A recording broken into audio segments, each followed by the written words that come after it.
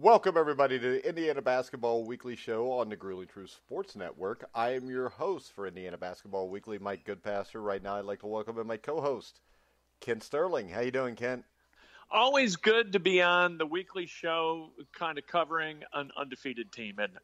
Oh, yeah, undefeated. Right now, I think they could possibly be a number one seed. What do you think, Kent? Well, if all they got are Western Illinois on the schedule, I think we're in business. Yeah, I don't think you can take much away from the Western Illinois game. Western Illinois shot 34.4%. We're always looking for the defense to be better. I don't think that 34.4% field goal percentage really tells IU's defensive tale, though, because I think they left a lot of open looks that are probably going to be made by other teams. And I know Archie brought up in his post-game press conference that he didn't think the defense was that good. What was your take on the defensive side of the ball? Yeah, I kind of agree, but I'll tell you this, they were more connected than I thought they were at any point last year. I thought they played as a team. I thought they communicated. I thought Brunk down low was pretty good, which is a good thing because on the other end, he's got to figure out a way to score the basketball when he catches on the block. And he looks to be that same kind of offensive player that he was at Butler, where he's going to catch and he's going to ball on the exterior rather than turn with it or rather than, get it up on the rim somehow. But I thought defensively, they looked like an athletic team that's got great length. But again, like you said, against a Western Illinois, you're going to look athletic because the comparison is pretty stark. Yeah, but the thing I took away from it was the thing I've missed the last couple years, really the last 2 decades with Indiana basketball, was I thought there was a lot more energy here. Yeah. And it felt like these guys were kind of in it together, which I think kind of goes back to what you said at the start of what you were saying before. And I think they can play at a much higher pace, too, just because there is some depth here, especially on the front court. Yeah, I agree with that. And I think that the guys, there doesn't seem to be an agenda outside kind of that collective agenda. Let's play together, let's play hard, and let's win. And after the first 10 minutes, you saw a lot of that. They were down 15-14 with 10 minutes left to go in the first half, and then they went on a run that absolutely extinguished all hope for Western Illinois. I thought they were really good, and when they can turn defense into offense, just like any team, they're going to be good. And I think that that's what they're going to have to do because unless Devontae Green provides this, and of course he was out last night with that hamstring, Indiana is going to have a tough time kind of creating because of one-on-one matchups. It's not who they're going to be. They're not that talented. They don't have the elite level kind of one-on-one Carson Edwards or Kamar Baldwin type guy. Yeah, and I think you talked about it when they fell behind there early. The IU response was different in the past. The response this time seemed to be more of attack the basket, ratchet up the defense, and basically attack the backboards, which is what they did, and that's something we didn't see even against lesser competition a lot of times last year. And Justin Smith in these games is absolutely going to be the best athlete on the floor, and he's going to be a matchup nightmare through these first 7 games, and he was last night. And he was not only prolific, but he was efficient. If he played 22 minutes, he shot the ball 17 times, but he made 11 of them and scored 24 points in 22 minutes. That's not going to happen against Big Ten competition, but it's good to see him because that 24, and Archie talked about this in the post-game press conference, that you look at the stat sheet, and it was a quiet 24. You didn't realize he scored 24, and a lot of that was the movement of the basketball, Brunk finding him down low. I liked Indiana in that they figured out a way to assist quite a bit. 18 assists doesn't sound like a whole lot, but for Indiana compared with what they were last year, 18 assists is a nice number. Yeah, and the other thing was 11 turnovers. Even when they were blowing out bad teams last year, you'd see 15, 16, 17 turnovers. It seems like they're taking care of the ball much better. And Al Durham played out of his mind last night. What a nice night when you don't miss a shot. You go 7 of 7 from the field, 3 of 3 from beyond the arc, and 4 of 4 from the line. That is a nice 21 points. And you know what? That was kind of a quiet 21 points. Everything seemed like it came out of the offense, or they were fast break points that came from a defensive play that was made on the other end. I just kind of liked the whole vibe. And in this, it's easy to say that this is because they were playing the Leathernecks. And, when you play the Leathernecks, this is what's supposed to happen. But I remember last year and the year before with Archie's teams, this isn't what happened necessarily during these games where they're supposed to beat teams kind of early and often. They wouldn't play terribly well, but they would talk like they had played really well. But we knew the difference, and we knew that this was a team with great flaws, both in character and in physicality. Yeah, and Armand Franklin only shot the ball 1 for 5, but 8 assists. I think he did a good job in the backcourt. He is a really smart kid, and he does those things that aren't going to show up in the box score, but will lead you to wins. And I think that he's going to – one of the things you always look at freshmen and you try to project through these November games is how's he going to match up when you're playing against Big Ten competition or Florida State or Arkansas or Notre Dame or one of those big opponents kind of that you're going to play in the month of December. And I think that Armand Franklin as a freshman is going to match up really, really nicely with good basketball players on top basketball teams. Yeah, Trace Jackson Davis, also a good stat line, 4 for 5 shooting, 6 rebounds, 4 blocked shots. He did a couple of things where you're like, oh, those things like if you watch summer basketball and you're trying to evaluate guys, but you don't really know who you're looking at. And so you don't have a guy circled, but you're watching. And all of a sudden, kind of a guy catches at the elbow maybe and takes a dribble, steps back, and kind of does one of those Dirk deals from the elbow, and he makes it. You're like, oh. And then you wait to see the kid hit a second one of those. That was Trace Jackson Davis to me through his high school career. And then last night, too, he did a couple of things around the bucket where and pulled down some rebounds and made good outlet passes that gave you kind of an inkling as to what he might become for Indiana. And really, I felt so much better about him after watching that game last night than I did the exhibition against Gannon. He just looked like a guy who's a lot more comfortable, and maybe the game slowed down a little bit for him for that Western Illinois game. I loved Trace Jackson Davis last night. All right, and the other thing that strikes me with this team is there are a lot more guys that come off this bench that give energy and some offense right away. What we've seen the last 2 years was there's no real spark coming off the bench, and I think that there's a few guys here that can fill that bill this season. I really like Race Thompson as a defender. Hunter played 16 minutes last night, but he was okay. And looked pretty good defensively. Demezy Anderson, I still worry about. I got to tell you the truth. And I used to think, and this is the old guy in me, thinking, all right, what's the deal with the hair? You know what I mean? How much time is he spending thinking about his hair? You sound like me now, so we're both old. All right. And then I remember when I was in college, what I was thinking about, and all of a sudden I thought, you know what, I'm glad he's thinking about his hair, because what I was thinking about in college, these guys don't need to think about that kind of, academic malfeasance. But so what exactly were you thinking about, Ken? Well, it had to do with the girls up on Briscoe 8A, and then it had to do with maybe the parties that we were all going to attend together and what we would do after the parties.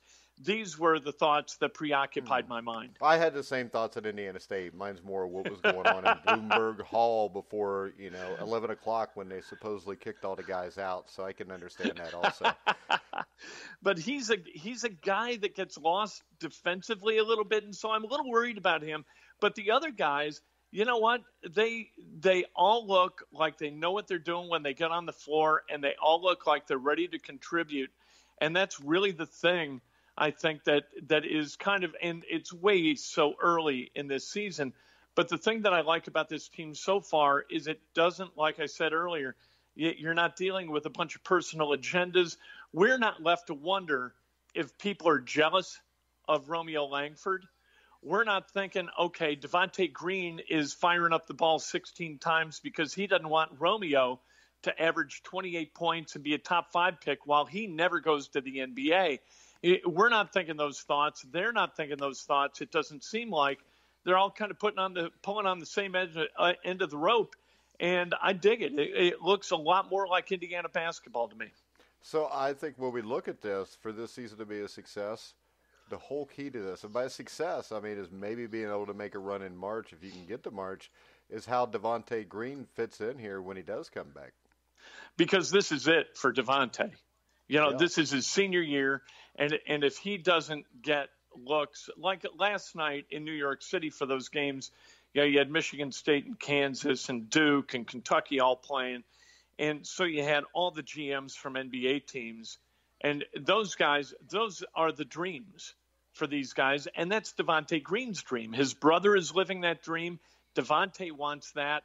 And I think it's maybe the mindset is a little bit similar to the guys who are playing summer basketball who aren't being recruited at a real high level. And you get into those July open periods, and all of a sudden, instead of shooting the ball 8 times, you're shooting it 18 because you want the ride that's going to get you to the place where you dreamed you would play. And all of a sudden, the mindset of the team, because of that one guy, kind of pivots, and all of a sudden – it just falls apart. Basketball is such a fascinating game, isn't it? If you don't have all 5 guys on the court at the same time committed to the right thing, it just falls limp and it doesn't work. And so hopefully that's what this thing's becoming, and that Devontae Green is developing an attitude that's a little more cooperative than what we might suspect. These guys, they got to believe in it as a collective, because if they don't, none of their dreams are going to come true. Yeah, and the other thing about Archie Miller is he has a reputation for transition offense, but that hasn't been the case the first 2 IU teams. And I think with Durham, Finney, Franklin, and eventually Green, they're going to be a lot more effective pushing the ball up the floor, and I think we saw that last night. It always looked to me with the last 2 Archie teams and then the Cream teams prior to that, going back to 13 when they were ranked number 1 for a period of time, is that it looks like so much stuff about basketball has been jammed into their brains that there's no room for them to play. They're so busy making reads and making decisions and trying to figure out what set they're running now, that there was no sense of play to what they did on either end of the floor. And I think last night it just kind of seemed like they were playing again. And again, that's something. I know it's against Western Illinois, but it's something. It's something to kind of hang our hats on and pin our hopes to. And so I think I watched this thing yesterday. Everything that I'm saying is evoking my memory of this 30 for 30 on the 85 Bears, where those guys went to Buddy Ryan, and Buddy Ryan's kind of his playbook, his defensive playbook, was so thick. And Mike Singletary went to him and said, hey, we really need to just do what we do really, really well and not do so much. And at that point, it really clicked, and they started firing on all cylinders. That's what it looks like maybe has happened to Indiana, and that first 10 minutes was kind of this sort of entrenched malaise maybe that came from the thick playbook. And then the last 30 minutes, maybe Archie said, look, you know what, let's just go. Get hands in the passing lanes, be disruptive, reach a little bit, and when we knock it loose, let's push it. And that's what they did, and all of a sudden, that 1-point deficit became a 20-point margin in their favor. Really, Ken, I was surprised you went with the Bears analogy. I was expecting a Cubs analogy. Well, the 85 Bears are close to my heart, and the Cubs, I don't know what kind of playbook they had this past season, but it didn't work, and I hope David Ross's is a hell of a lot nicer and thinner than Joe Madden's. I don't think you need a playbook in baseball. You just need like 3 really good starting pitchers and a couple closers. If you get a bullpen and starting pitchers, you'll be fine. Just ask the Washington Nationals.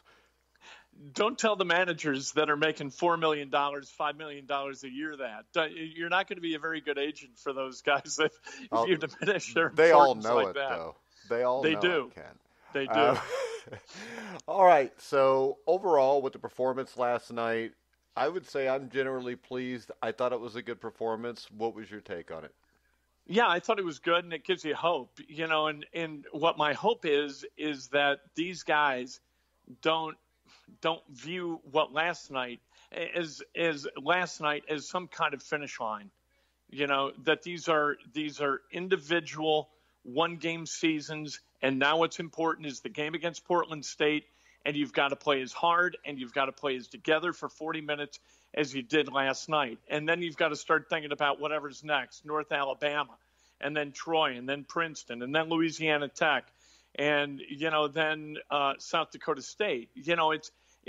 And we hear this from coaches ad nauseum, but you've got to go 1-0. And you've got to treasure every possession, and on defense you've got to play connected every possession, and you've got to communicate, and you've got to do all those things. And it's not like, well, we did it, we showed we could do it, now to hell with it. Let's wait until December 3rd, and we'll get busy against Florida State or whatever day that is. This is a process of learning the discipline of performing night after night after night, because you're performing possession after possession after possession. All right, and next on Saturday at 2 o'clock at Assembly Hall, they will perform against Portland State. Now, Portland State's not to be taken lightly, because they beat the University of Puget Sound last night. They sure 94-69 at Viking Pavilion. 5 Vikings scored double figures, and all 10 that played had at least 5 points each, as Portland State University took the easy victory over Division III Puget Sound. The win marked the 9th straight at home for Portland State, dating back to last season. They are led by senior guard Matt Hauser, and then some other guys. Let's see. They had a 54-28 lead at the half. The one thing that stood out to me while reading about Portland State's Vikings is the fact that they like the full court press the whole game. So I think even if Portland State is not great competition, I think that the fact that maybe they're going to give IU something IU doesn't see that often could make this game a little bit more important than just what last night's was, because they're going to see something that they may not see that often. And Matt Hauser is a good basketball player, a senior grad-eligible transfer from Santa Clara, and he can play. And that team is going to go up-tempo, and I think that gives Indiana an opportunity to run up a point total that we haven't seen in Bloomington in a long time. I think they're going to play exactly how Indiana kind of wants to play, and in pressure basketball against Indiana, I think at that level is a recipe for failure, and I hope I'm right. Now, if Indiana comes out flat and Portland State beats their ass, I'm going to sound like a moron, but I think Indiana could win this game by a significant margin and score about 120 points. I think it's going to be fun to watch. I think people who have tickets for the game down at Simon Scott Assembly Hall are going to get their money's worth. 120 points, Ken? I think they could score all day long, and the only way they don't is if they go earlier to the walk-on guys. Archie kind of put them in for the last minute last night. I think this could be a game where Archie might be tempted to put them in at the under 4 timeout and let them run a little bit. And if they do that, maybe that score winds up, 100 or 104 points. But I think they're going to have an opportunity to score and score and score and score. So I'm taking you're pretty confident about this game. I'm really confident about this one. Now, when I look at Princeton, I'm not that confident, because I think Princeton is going to find a way to try to attack Indiana in a way that Indiana is going to find exhausting to defend. But this game on Saturday, I think they're gonna absolutely rout Portland State. And but I think it's going to be, Indiana's been one of those teams that they turn the ball over a little bit. Archie doesn't like that. He likes it at 10 or less. And this is going to be a game where if they don't turn it over, they're going to score a ton of points. If they do turn it over, maybe Portland State stays in the game, but I don't see that happening. All right. What was your take on Michigan State last night against Kentucky? I just hate Kentucky. Me too. And, anytime they win, I get a little worn out with Izzo's histrionics, but I hate seeing Kentucky win basketball games, so I didn't enjoy that in the least. Yeah, I hate Kentucky basketball so much that I actually get upset when Kentucky football wins. I mean, come on. Let's face it. During our lifetimes, who have been there? You had Adolph Rupp, who was a racist. You had Joe B. Hall, who He was I a don't know. crook. He just stood around. Eddie Sutton, who was a drunk. Rick Pitino, who was pretty much, I think he's committed probably at least 5 felonies in his lifetime, correct? Then we get, I like Billy Gillespie, though, because he's the one that went to the NIT and lost to, what, Ryder or something in the first round? He was a terrible coach who also had a little taste for what Eddie Sutton liked so well. Not as much as Eddie did, though, at least from stories I've heard. I've heard stories about Billy. Here's a story about Billy Gillespie. When they're hiring him, they sent a plane down to go pick him up, and I don't think he'd been to bed. The guy who's flying him to Lexington calls the people at Kentucky and says, "Hey, where's your boy? I'm here, and he's not here." About a half hour later, they say, "Wait a minute, we'll call him." Half hour later, he comes like stumbling out of a car, just completely obliterated. And this was to be flown to Lexington for his introductory press conference. So I think that's a significant thirst that this man had. And plus you add that he can't coach. And that's that was the worst hire ever for Kentucky. I wish they still had him. I don't know. I think he's at Ranger College, I think, isn't he? I mean, he was there in April of 2015 as the head coach. Get this, after using ineligible players and other violations, his 2015-16 Ranger College basketball team had to forfeit all the games from that season. Jeez. And were put on They were put on probation in the National Junior College Athletic Association. They're a JUCO that got put on probation, so that's telling you something. Gillespie immediately announced his retirement from coaching, citing severe health issues related to his blood pressure, AE, alcoholism. And then in May of 2017, Gillespie decided to return to the sidelines at Ranger College. Maybe we ought to see if we can get Billy Gillespie on. Maybe we could have a Ranger College basketball show. Here's what I would like to, and I may do this yet today, is send my resume down to Ranger College, because I don't think they vet candidates very well, and whatever they pay as a coach might be more than what I'm making today. Maybe I should be the next head coach at Ranger College. Well, how about this? We'll just both go coach it. You be the head coach, I'll be the assistant, and then we'll just do a show during the games. We can interview players and stuff. It would be perfect. And we can sell sponsorships. Yeah. Very nice. We don't need to have that be our only source of income. We can turn our ability to comment on our own team during the game into a secondary source of income. And I think that, although I don't know where Ranger College is, I'm a little bit frightened by the name. It sounds like it's in Texas.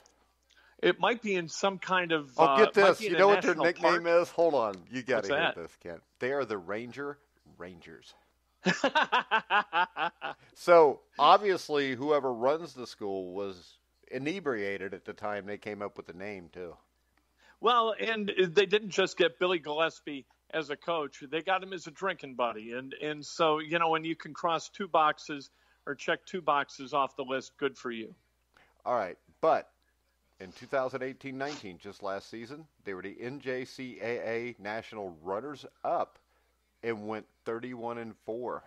Man, that tells you something about the level of leadership at that level of basketball. That's kind of nutty. Well, you know what though, Rick Pitino's been successful before. Some guys can just flat out coach despite being total moral reprobates. Well, and I would say everybody's got to do something for a living. Billy Gillespie, just off his career, he could coach. I just don't think he was ready to coach at a program like Kentucky, because if you remember, he turned UTEP around in a year and had him in the tournament. Texas A&M, within 3 years, he had him in the Sweet 16. And then he goes to Kentucky and he wins 18 games in 22 games. But we all know that's like being a football coach at Notre Dame and going 8-4 every year. You're going to get fired. Right, and then you get John Calipari, which, you've gone from one demon to another. Just a different flavor of demon with John just Calipari. Misunderstood. Didn't you watch his 30 for 30? He's really a great guy. That's what I hear. And I'll tell you, if you listen to Dick Vitale, I think John Calipari is going to leave Kentucky one day to become Pope. He might. I mean, because let's face it, the Catholic Church hadn't had a whole lot of luck nowadays, anyways. Calipari would be a step up. So. Well, I'm going to say my wife is a rather devout Catholic, so I will abstain from any further She's not going to listen to this crap, church. though. We'll be all right. Well, I'll tell you, if you want to talk about drunks as coaches, Bob Huggins takes the cake. Huggy, he would be. That would have been when my kid was getting recruited and deciding where he was going to play. Huggins, the phone never rang from that level of program, but that would have been an interesting internal dialogue I would have had as to whether I wanted Ryan to play for him. Because Bob Huggins, on one hand, is a really good basketball coach and doesn't take any crap. And on the other hand, what are you getting yourself into? Oh, yeah, because I know this because I knew some guys that were assistant coaches with him. And I know, like, the last 10 years at UC, they actually had a driver to take him everywhere so he wouldn't get another DUI.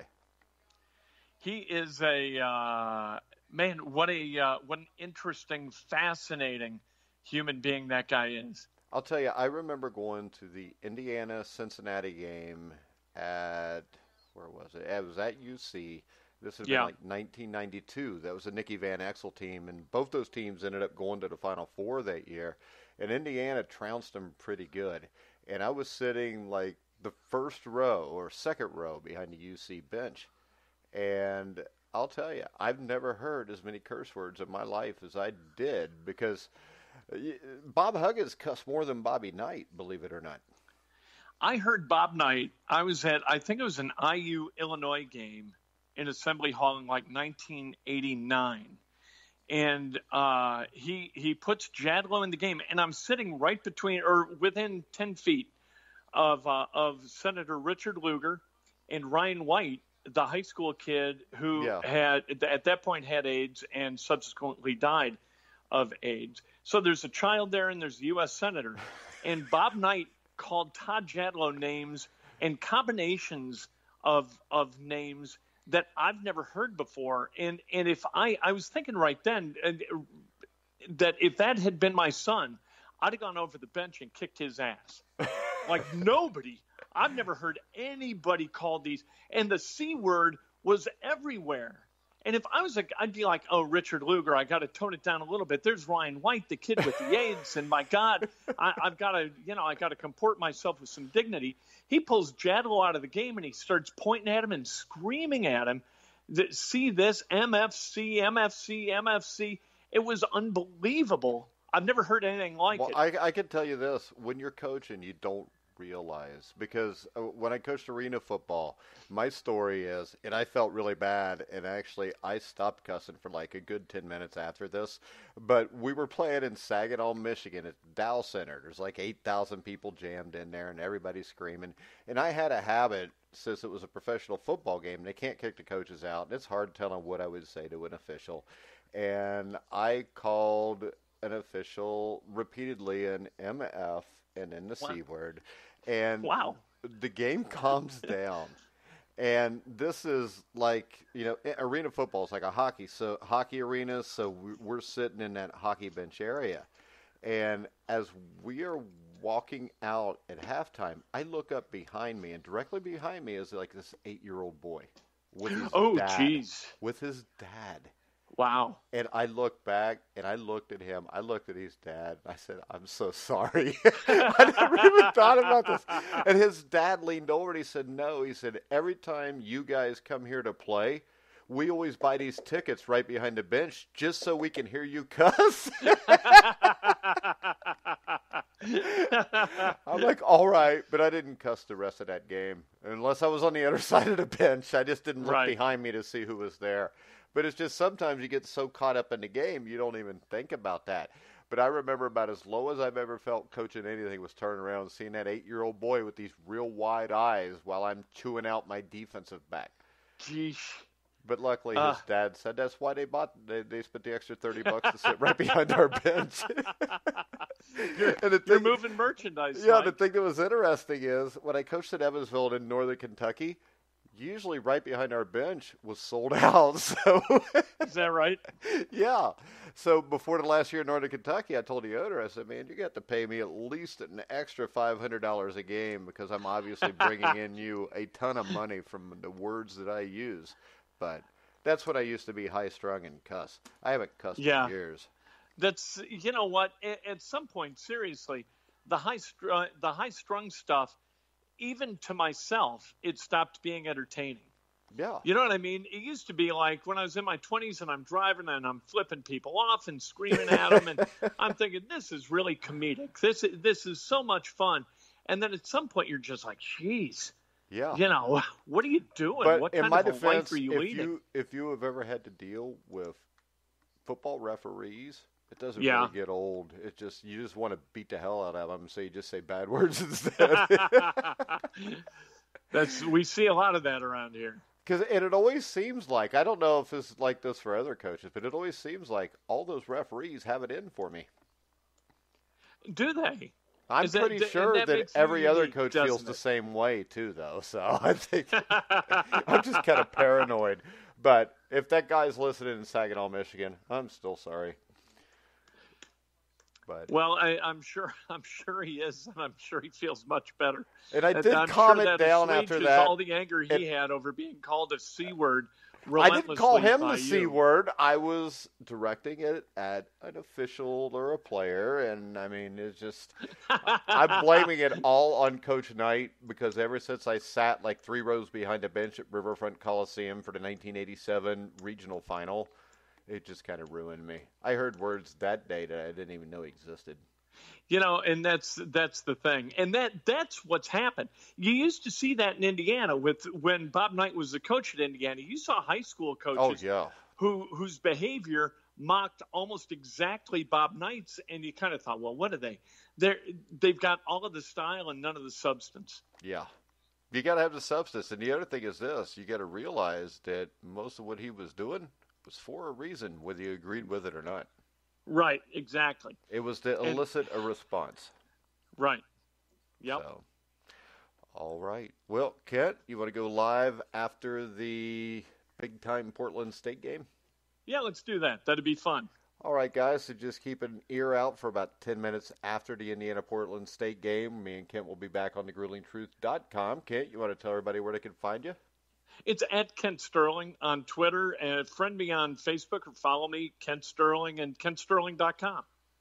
All right, guys, we're going to wrap it up. I want to remind you can hear all of our podcasts on iHeartRadio, Spotify, Spreaker, Stitcher, and 300 other platforms that if I named them all, we'd be here another 30 minutes. All right, so for Kent Sterling, I'm Mike Goodpaster. You've been listening to The Grueling Truth, where the legends speak.